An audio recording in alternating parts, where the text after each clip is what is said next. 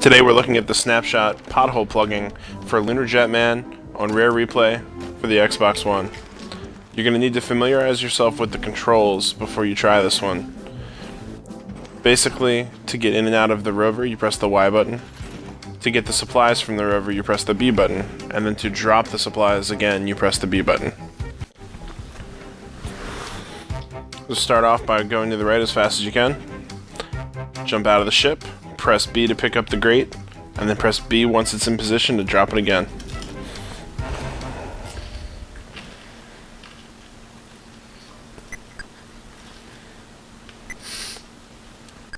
If you get it square in the middle, it'll only take one, otherwise it takes two.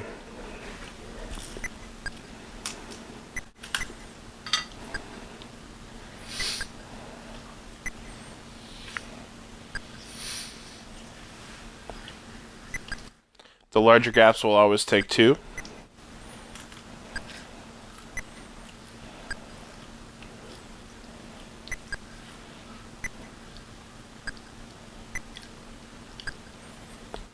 And there you have it. That's one more stamp in your book.